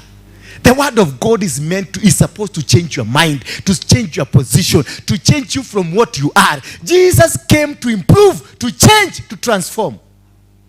Jesus is a liberator. That is why they feared him. That is why wakamweka kwenye msalaba wakasema inri ate oyo niwe muthamaki wa Yahudi. He is the King of kings. He came to change our life. He came to make us better. Hello. I pray to God of our Lord Jesus Christ. God is the glorious Father. Hello. How can you be glorious yet you are followed by poor people? We glorify God because we are seen. Na kuna semekana ici ni ciana cia Ngai. Ngai wanyu, Ngai amenyekaga uguo ate ici ni ciana ciake. Cia Ngai na ni kuriruka irariruka. Wakiona venye watoto wa Mungu wanaliruka. Hata wanasema Mungu wao ni mkubwa. I pray to God our Lord Jesus Christ. God is the glorious Father. I keep asking him to give you the wisdom and understanding that came from the Holy Spirit. That is what I'm telling you. I keep praying to God to give you the wisdom and understanding that came with the Holy Spirit. The wisdom is it for what? If you are given wisdom and you cannot live a good life, what's it for? If you can be given an understanding and you are not living a good life, what is it for? Is it helping? No do oge odra hota ko utumira okere wake. Mungu atachukua. Ndio unaona Waafrika tulinyang'anywa ikaekwa. Lakini kutoka mwaka huu, sema mwaka huu 2025, I'm going to claim for that wisdom. I'm going to be a billionaire. Yes, because Africa, imagine, Africa is the richest continent in the world. Africa iko na kila type of minerals. Africa ndio ina sustain America. Africa ndio ina sustain Europe. Africa ndio ina sustain all over Africa. We have everything. But what is best are we known for? Poverty and the war. That is what we are known for. Bwana Yesu asifiwe sana. Can you imagine when Kenya imeporo na haijaanguka? Uniambie Kenya, how rich Kenya is. Ni mtu gani hajapora Kenya? Moi alipora Kenya, Kenyatta alipora Kenya, Uhuru amepora Kenya, Kibaki alipora Kenya, Ruto sasa ndio yeye anaikamua siku ipora kuikamua. Lakini bado inasimama na inatembea tu. Na inatembea tu na mpaka anaweka watu ndani anafuga. Ametengeneza jela yake hapa peponi. Ndio anafugia vijana huko. Na bado Kenya inasimama tu. Koroga iniare Kenya. Yani what if kama tunge invite Mungu akae Kenya tu. Kenya is the richest country in the world. We don't have much minerals but we are still standing. Ukasikia Uhuru alipora karibu $11 billion. Huyo mwingine alipora karibu $30 billion. Huyo mwingine amepora $1 billion but still Kenya is standing. Kama ni Tanzania imepora kama Kenya, sasa hizi ingekuwa tushafuga Tanzania. Si Somalia ilipora kidogo hapa ikafugwa. It has never recovered. Bwana Yesu asifiwe sana. If we can bring our God and he be witness among ourselves, and we become witnesses of our God, and our deeds becomes the witnesses of our God, prosperity will come. Changes will come. We will grow because the Spirit of God will be guiding. I want you to know God better. That is the most important thing. You to know God better. God is not that God you've been worshiping. Huyo Mungu ambao umekuwa ukiabudu miaka yako yote, mweke chini. Tutafute Mungu vizuri. Tumuulize, are you God? Where are you hidden? Wehideteko. Umejificha wapi na kutafuta Baba? Ninakuhitaji nikuone. Hata kama sitakuona, I need your presence. I need your feeling. Go iwe tu gai. Todo gai yule tokoro nake. Ndidie tiwe. Umure gai ne direda tugo kuigwa. Mwathani agosho. And he will come before you. Verse number what? 19, 18. I also pray that your mind might see more clearly. Hello. It is my prayer that your mind might yone ukwe clear. You have a clear picture of what God wants in you. Uone ujue Mungu wako. Ujue God is a God who never fails. God is a God who does not have limitation. He's a God who blesses. He's a God that anoints. He's a God that lifts. He's a God that knows you before you are born. That your mind to see this God clearly. Then you will know the hope God has chosen you to receive. Hello. That you may be able to know. Ujue umenye uliagai hope. Mwe hoko uliagai. Akureheire. That you may be able to know that this is what God has a plan.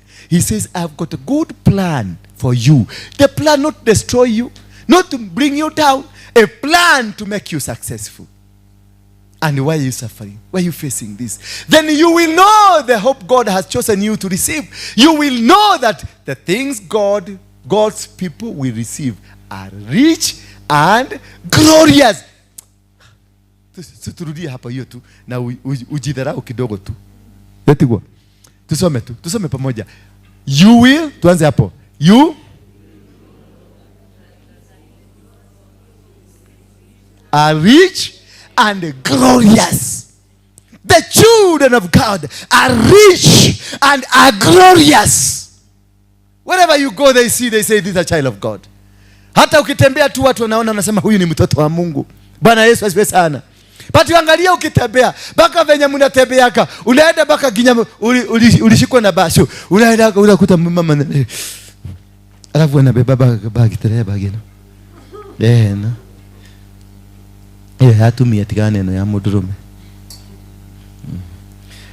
Mtu mwenye yako na kitu, wa mama wako na kitu, wanabebaga aje? Hivi. ama hii ama anatembea hivi, na mtu mwenye hana inakaa huku nenda anarudisha huko, akitembea unaona ni kama ako na vita by self. Bwana Yesu asifiwe sana. But when you see that, you will know that the things God people will receive are rich and glorious. That what you're going to receive when God's presence is walking with you, when the power and the anointing of God is walking with you, when the presence of God is alongside with you, you become a victor. Wherever you go, even before you reach there, things will be happening. Even before you start a journey, things will happen. When Jesus was in the boat, akamambirara, boat ilianza, mawimbi yakaanza, mpaka disciples wakamuita, wakamwambia, wewe unataka tukufe. Ni kwa nini? Because the demons of that man who was demon possessed walijua the Son of God is coming.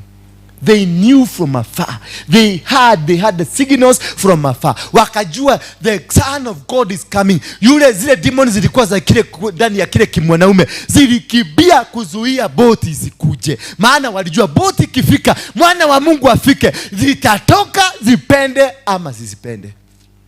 Wakalete mawimbi. Yesu alipoamuka akatuliza yale mawimbi.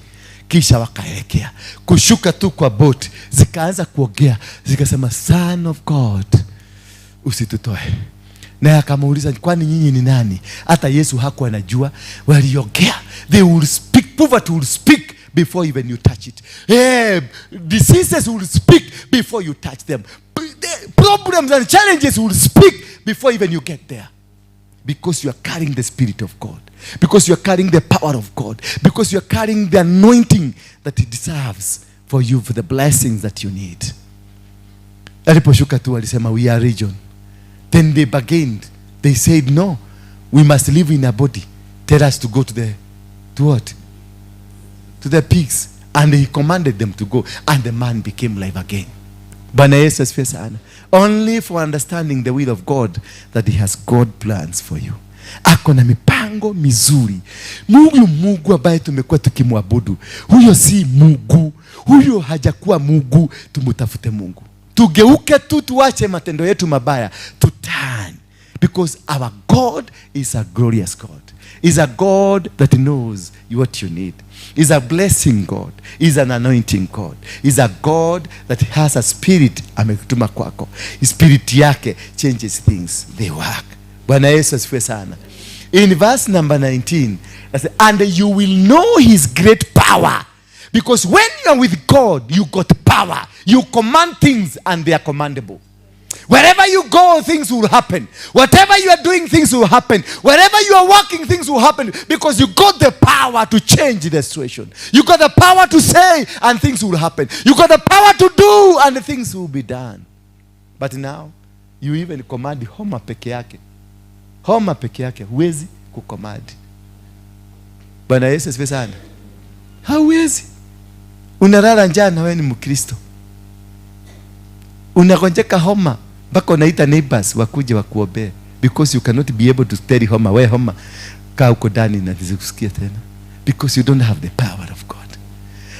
It can't be compared with anything else. What you have, if only you can have God with you, what you are carrying can never be compared with anybody else. You are the power to control. You have the power to suppress. You have the power to anoint. You have the power to claim. You have the power to do things. Nothing can be compared with it. It is at work for us who believe. It is like a mighty strength. God has given us is a mighty strength. Hello? It's a mighty strength. Baba, you got it. Just believe and understand it yourself. Understand your God. Know what God has given you. Know what God has kept for you. Only that. That is all what you need to have. Hiyo tu ndio unahitaji kuwa nayo. Kumjua tu Mungu wako. Kumenyaga itu umumenye tu. And you know what kind of power you are wielding. Nehinyore kuena. Mwathani agosho. Verse 20 tumalizia hapo. God 20. God showed when He raised Christ from the dead. He showed that power. When He raised Christ from the dead, It is the power. He wanted to showcase it to you. This is how powerful I am. He seated him at the right hand in his heavenly kingdom. Jesus is in the right hand of God. In the heavenly kingdom. Not in the heavenly religion. Jesus never brought us religion. God never brought us religion. God brought us his kingdom. And that is where we went wrong. Because we are worshiping a God of religion rather than God who owns the kingdom. The owner of the heavenly kingdom. If only we can understand and we get out of religion and get into the kingdom that Jesus came to bring, to preach to us. Because the whole Bible does not speak anything called religion. The entire Bible has nothing to do with the religion. The entire Bible speaks about the kingdom of heaven. The heavenly kingdom. Bwana Yesu asifiwe sana. Si tusimame sasa kwa miguu yetu. Msinikasirikie sana. Nyinyi hata mkitaka kukasirika kasirikeni tu. But I have to tell you, lazima tuondoke kwa ujinga ya poverty. Lazima tuondoke kwa ujinga wa wazungu hii walituletea. We must define our God. Hii pesa nani alilete hapa? Ni yule mganga? Wewe? Ni wewe ndio ulileta hii pesa hapa? Kuja chukua.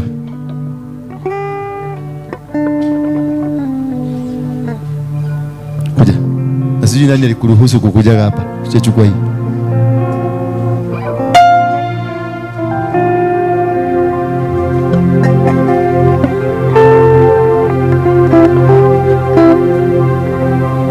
Nenda wakupatie bahasha uweke. Jo mzee anaondokaka kwa uganga tena anajikuta amerudi.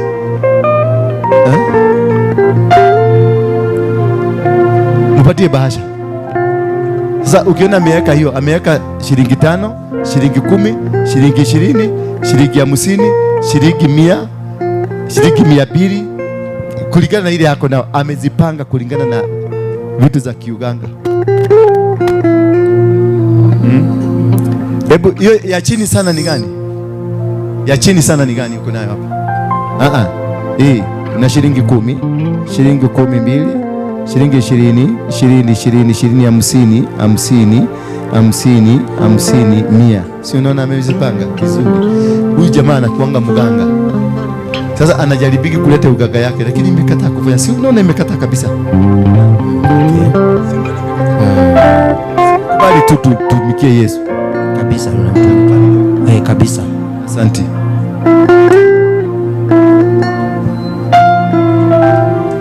Sinaona hii ni kanisa mzuri. Tunakubali mpaka waganga tunakaa na wao. Hata waizi tutakaa na nyinyi. Washerati tutakaa na nyinyi. Mpaka tubadilishe. Kwani kuna mahali Yesu alitofautisha watu? Au ile yake agano yake atia? Ekona nene na thamani. Wewe ndio unakohile marua magotu wa mashira madu. Lete wapatie bahasha. Kila mtu mpatie bahasha. Hata mimi nataka bahasha.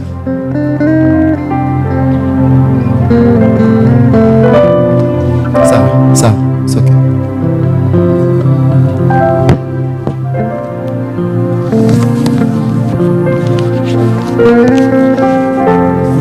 Worship tusaidie na wimbo moja ya kujaribu tujijue, tuone kama tutajijua tu. Naona hata mmejihurumia. Na wewe banki utawacha lini? Umeacha? Uliwacha siku gani? Hujui siku hiyo umeacha? Mbona umeanza kuchoma nywele? Kwani wewe umetembelewa na watu? Ameanza kukutafuta? Si unaona sasa ameanza kukaranga nywele. Hii ni ishara ya kitu ambacho si mzuri. Ni ishara tu. Usikubali hawa watu watakuharibu tu bure. Umesikia? Na kama ni pesa hauna ukuje unaniomba. Usitafute pesa na njia hiyo. Ni watoto wetu lazima tukae na wao. Si unaona Dani Munyama ako hapa? Dani Munyama, chukua microphone pale, mpatieni microphone moja hata ajisikia ajihisi ni mtoto wa Mungu. Lakini sasa ulivuta ngapi leo? pamoja ukivuta mnakosa na bibi. Amekuwekea, amekwambia hakuna kuvuta. Ukivuta anakwambia kanyaga nje. Anaenda roho safi. Kwa hivyo umeacha kuvuta. Thank you. Itakusaidia kusimama. Tuimbe pamoja.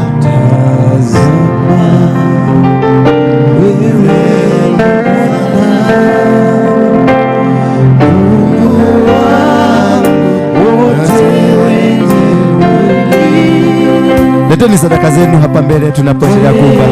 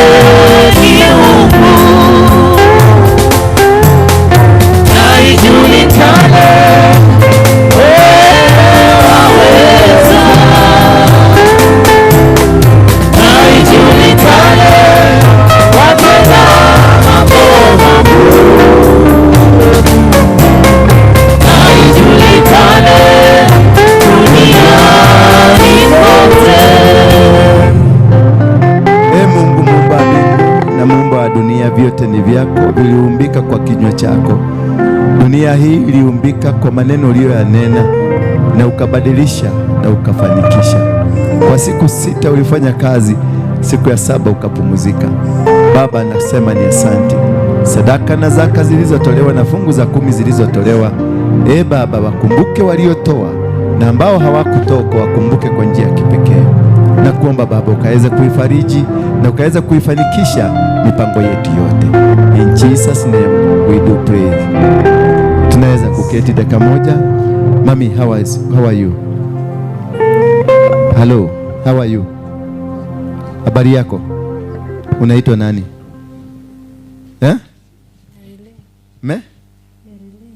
Marilyn. Kutoka wapi?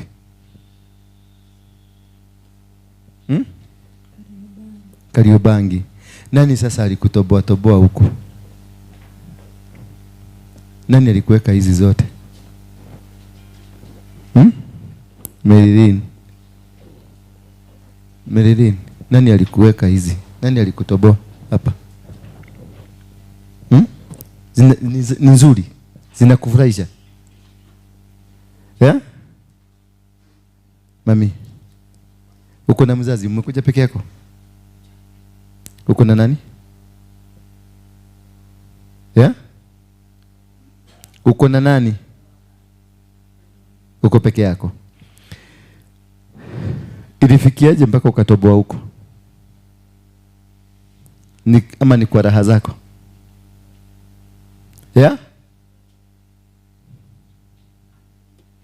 Nakuuliza, wacha mikono hivi. Ni kwa nini? Ni nini umefungia hapa?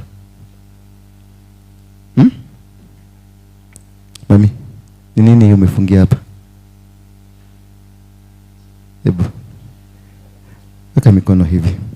Ni nini umefungia hapa?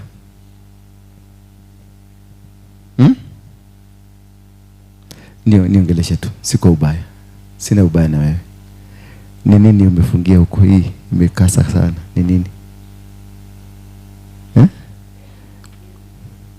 Nisidiria? Inafuka kwa hapa.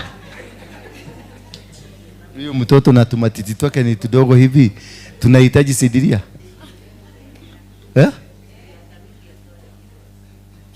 Hapana, hii si sidiria. Venye imeshika si hata imekukasa sana. Nisidiria? Nisindiria? Na mbona imekaswa sana hapa, imekaa mpaka inakuwa mzito? Hebu Kimani tagushia igwe. Igwe ni dito. Ke kuweta ke litogu. Asha. He nodu. He nodu. Ni tariki moko mawachia. Ni nini hii mzito hivi? Ni nini hii mzito? Ni mzito sana, si ndio? Wacha ni nani nitatuma? Kuja tu nani mama? Kuja. Okae. Tadi odorere na kodo guothe. Enda huyu ataangalia hapo, angalie, alafu mtakuja. Ni nake tu. Hapana, si kwa ofisi yangu wewe. Uko.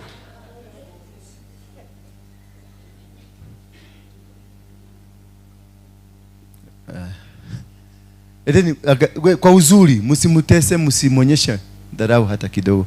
She's a good girl. We need to deliver her. Ako na maneno. Uko hapa na ungetaka kuokoka, you here, you need to receive Jesus. Inua tu mkono wako kama uko hapa hujaokoka na ungetaka Yesu akuwe baraka kwako. Kama hujaokoka, inua mkono wako juu. Kama hujaokoka, simama my brother. Kama hujaokoka mwingine kama huyo, just lift up your hand. Just lift up, stand up. Kama hujaokoka, simama. Hujaokoka, simama tu. We love you very much. There's a time I was like you. Nilikuwa mbaya, nilikuwa natafutwa Kenya mzima. Huyu mjamaa siku moja aliwacha kama ameniona. Alafu kulikuwaje ukakosa kuniona? Chomoka tu. Yaani hawajui nilikuwa tunapotea na disappear. Na mimi nawaona na wao wanioni. Baba, kama uko hapa tusimama mwingine. Najua kuna wengi. Just stand up, rise up. Simama tu. Simama tu kama uko hapa ungepanda Yesu akwe mwokozi wa maisha yako. Ubadilike because of you change the year in style. Mpaka Dani Munyama, tukujeni hapa mbele tuwaombee. Just come here. I want to pray with you. You're good people and I love you. We kuja tu. Kuja tu usijali, oka tu. Kuja tu. Kuja tu. You are a good girl. Nakupenda. Na ni wewe mudhaka. Si unaona venye uko mrembo? Na shetani angekuwa anataka kukuharibu. Si unaona? You're so beautiful. Very beautiful. Kuna wengine, kuna watu kama wawili. Just come. I'm waiting for you. Uko hapa now you feel that you are not right with God. Umeokoka, ulikuwa umeokoka ama umeokoka, lakini una feel hauko sawa kabisa na Mungu. Na ungetaka kurenew the presence of God in you. There are two more. Just uko hapa. 2 more. You feel that bado kuna kitu kiko ndani yako that is not resonating. Unaangalia maisha yako unaona I need God. How things are not working around yourself.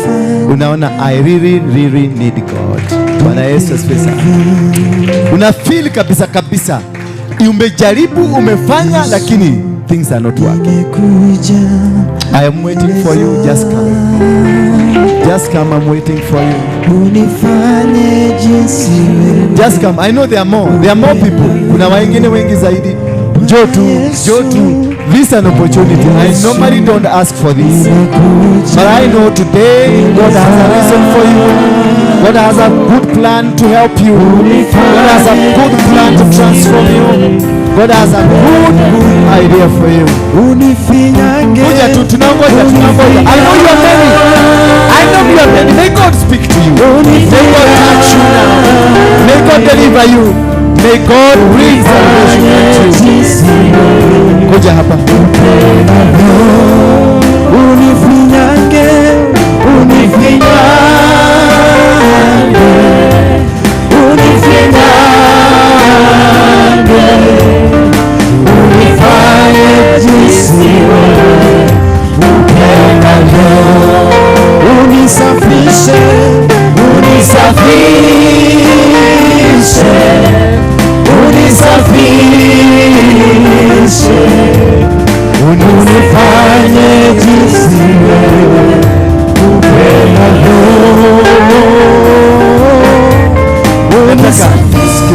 Kidogo. Nasikia ndani yangu kuna watu kama wawili wamebaki, na mmoja anajaribu kuinuka kwa kiti, anasikia ni kama kuna magnet, alafu amesikia kuna kimoto kinawaka hapo kwa hiyo kiti yako. Kama ni wewe na miguu yako imekuwa ni kama imekuwa wet, unashindwa kuamuka kabisa, kama ni wewe amuka tu, because kuna kitu, kuna reason. Kuna mwingine mmoja. Yes. Alafu kuna mwingine yuko hapa na ni kama maisha imefika mwisho. Ungepata kadawa kale kapanya unaweza kukunywa, ama unaweza kupata kamukada kakujiweka hivi wede, umefika hapo. Kuja tu. Hii ni siku yako ya kukombolewa. Ndio kwa maana Mungu alikutuma hapa. Maana kuna mlango ulifungwa wa kifamilia, ndio walitaka ujiue. Hiyo plani unasikia kuingia ni walitaka hivyo. Lakini Mungu ananiambia nikwambie, ako na mpango mzuri na wewe. Anaenda kukubadilishia maisha yako. Simama tu, kuja tu. Umekuwa na hiyo idea. Uja sema sasa ndi sasa, lakini ukapata hiyo chance ya kuondoka, unaweza kuja tu. Wewe ninagoja. Kuja tu. Niwe ninagoja. Mungu amesema uko hapa. Na yeye ndiye alisababisha ukuje hapa. Na kanisa unaedaga. Si ati uedage kanisa. Si ati umeanguka sana. Ni umeanguka, ni kubedi umebedi kidogo hivi, umekaa hivi. Tu. Kuja tu. Maisha imekusukuma mpaka umesikia mwisho. This is the end of the road. Mpigieni makofi anapokuja. Yeah. Kuna mwingine nasikia ako na mshtuko ya magonjwa. Kuna kigonjwa kiko, yani a disease that is not understood. A disease that is not understood. Kuja tu. Siku yako ya kupona ni leo. Maana si ugonjwa, ni uchawi walikuruhusia. Mpigie makofi anapokuja. Kuna mwingine kwa njia moja au nyingine ulihusika, ama kule walikupeleka ni either kwa madivina ama kwa watu wanakaa waganga, na hiyo kitu imekuwa ikikusubua sana, what to do, how to do. It is completely has complicated your life and you love Jesus. It's only that ulijikuta huko. Kuja tusimama na kugojea, na hiyo kitu imekusubua sana, maana kuna vitu uliambiwa hapo ni vitu ambayo sio mzuri sana. Kuja tu, na hata ulipatiwa kijiti kadogo tu, kaambiwa hiyo ukienda uende uweke mahali fulani. Kumbe hiyo ndio inasafanya challenges ambao una face in your life. I'm waiting for you. Can you come over? Na kungoja tu, kuja tu. Kuja. Yeye naongojea, maana this is a call for you to know and to see the manifestation of God in you. Hello. Hello. Niwedeterera. Umehusika na kajia kamugaga. Na si wewe ulipenda, ni venye walikusukuma mpaka ukaenda huko. Kuja tu. Ni wewe na ugoja tu, kuja tu tumalizane. Ni wewe ama ni mwingine?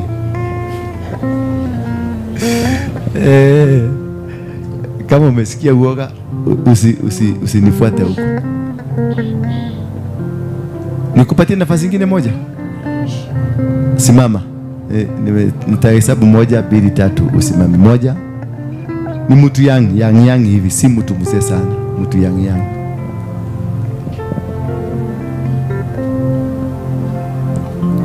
2. Kuja. Najua ukihesabiwa mara 3 ukose kukuja, kuna kitu inakuaga haitakuja mzuri. Na mwisho 3. Tunaachana na huyo sasa. Habari zenu. One thing I want you to understand is that God loves you. You are not rejects. You are not a mistake. Bwana Yesu asifiwe sana. You are not a mistake. You are children of the Most High. It's only the devil wanted to paint you look like you are bad. You are not bad. You are not ugly. The devil has always been telling you are ugly. Haufai, haunini. But Mungu anasema, these are my children and I'm going to use them. Katikati yenu hapa we have pastors. Katikati yenu hapa we have millionaires. Katikati yenu hapa kuna watu ambao watabarikiwa katika dunia hii. Kuna watu hapa katikati hii, na uende wadike, katikati yenu hapa kuna watu watasafiri ngapo. Bwana Yesu asifiwe sana. Na wakienda huko wataenda wafanikiwe na waishi maisha mazuri sana. This is the end of the problem that you've been facing. Hii ndio mwisho kabisa umefika. My brother, you have tried everything. Si ndio? You have tried up and down. Until now you are really confused, you don't even know what to do. Nitakupatia kazi hapa leo. Nitakupatia kazi ya ufanye hapa 3 months. Ama uko na kazi nyingine? Hauna kazi? Nitakupatia kazi ya media hapa. Huyu jamaa ako na akili. Huyu unaona amekaa kichokora. Na mama, najua mnapendeka watu wako na akili. Huyu jamaa ako na akili migi. Lakini it has been put to waste. And I'm going to takupatia kazi ndio umanifest. You will head my media here. Bwana Yesu asifiwe sana. For 3 months. Na mtaona ile change itafanyika hapa kanisa hii. Because of him. God will use him in a very powerful way. He only needed somebody to activate him. Just an activation. Na ana change. This is a man abaye he's not supposed to be working in Kenya. He's supposed to be working in a place like UN, in hii anaenda kutafuta inaitwa nini? You see huko kwa hizo manini kubwa, NGO kubwa. Because is that not true? Yes. Lakini sasa amewestiwa kabisa wamemfuga. Na wamemfuga na ile nyoka inaitwa umweri. But that has come to an end, Baba. You will never cry again. You will never cry again. I'm going to provide an opportunity for you here. Hapa. Na mtanisaidia kulipa salari yake. Si ndio? Wangapi watanisaidia? Hivyo ndivyo mnachukua kama mkono juu. Inua juu, tuonyeshe Mungu. Inua kabisa. Munidanganye kwa sababu nyinyi mnakuaga hivyo. Sasa sasa nikikuja kuwaitisha, mnapiga kona bili. Si ndio? Inua mkono. Mwenye amesema tutasaidia kulipa huyu. Tutamwapatia kasi 3 months only. 3 months only. Kutoka hapo hatafanya kazi Kenya, atafanya kazi naona jina Geneva.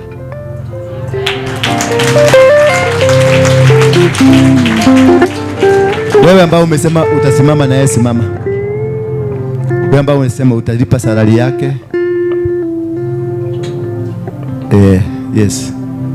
Thank you. How many are you? 1, 2, 3, 4, 5, 6, 7, 8, 9, 10, 11, 12. Umetosha. Salari ya 40,000.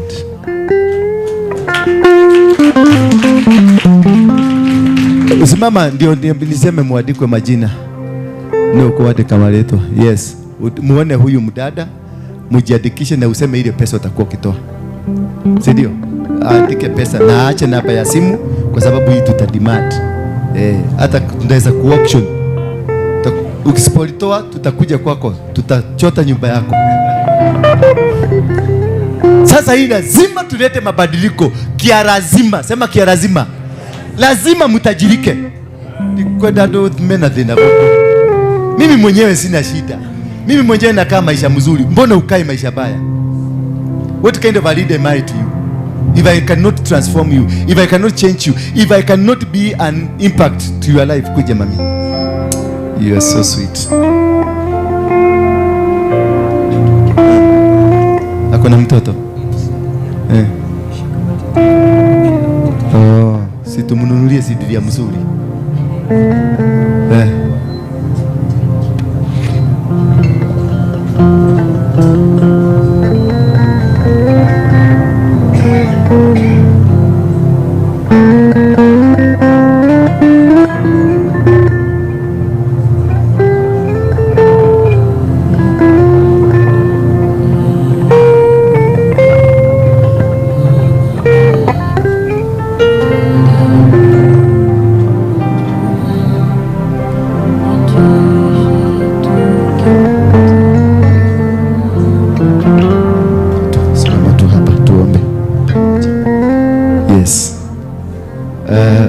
Utashughulika na yeye. Alafu unaweza taka tutoe hizi vitu kwa wakati wake, si ndio?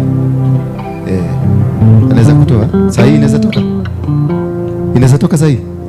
Hebu toa tu. Kwa hivyo ni kitu mtu ameekelea. Unaona msichana mrembo hivi, wacha uone, tutamngarisha.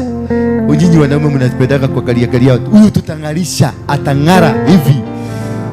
Yes. Si mnajua anajua kungarisha? Au nione watu wengine wakikibiria huko. Takuvuja mguu. Thank you. Yeah, tuendelee na shughuli nyingine. Inua mikono yenu juu. Sema Bwana Yesu. Inua mikono yote miwili juu. Sema Bwana Yesu, mwana wa Mungu. Wewe ambaye ulikufa kwenye msalaba ndio niweze kufunguliwa. Wewe ambaye ulimwaga damu kwa ajili ya ukombozi wangu. Wewe ambaye ulipigwa viboko ndio niweze kupona. Nimeinua mikono yangu hii kusema kutoka leo sitamtumikia shetani tena. Nitakutumikia wewe Yesu. Na wewe shetani, mahusiano yangu na wewe yamefika mwisho. Semeni amen. Baba, katika jina la Yesu Kristo nakushukuru, nasema ni asante kwa ajili ya watoto wako hawa.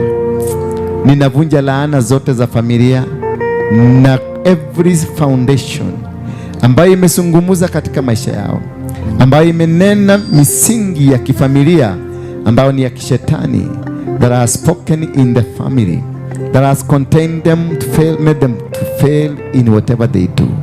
Ninaivunja, nateketeza ngome zote, na haribu mipango yote ya shetani, na haribu nguzo zote, every foundation in his man, every foundation, misingi aina yoyote ile, misingi ya kidini, misingi ya kifamilia, misingi ya kimaeneo, misingi ya kikazi, vunjike katika jina la Yesu Kristo.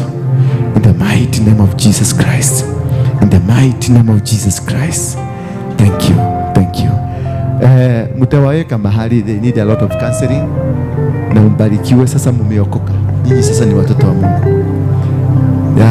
Wow, kumbe ni mrembo. Imekata. Imetoka. Hebu angalieni katoto kazuri. Katoto kazuri.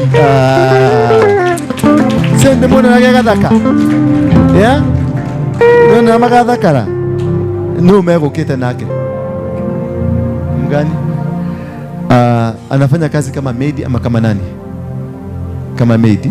Kwani wapi? Wewe ni wa Siaya. Kule kwa James Orengo. Thank you. James Orengo is my friend. Yes. So we are going to take care of her. Mutashirikiana na yule mama pale, muangalie tuone how can we be able to assist her. Maybe akona stress, maybe akona kitu ambacho tunaweza kutatua. We see how best we can be able to do. Sawa? Thank you. May God of heaven bless you.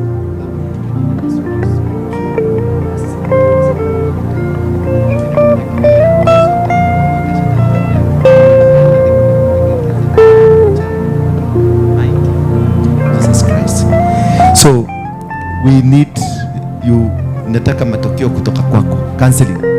Utengeneze mtoto huyu mpaka akuwe mtoto kamili. Hii ndio itafanya tukae na wewe kwa hii kanisa. Ukishindwa uhame. And now may the grace of Jesus Christ and the love of God and the fellowship of the Holy Spirit be with us now and forevermore. 2020 party hii. And now may the grace of our Lord Jesus Christ and the love of God and the fellowship of the Holy Spirit.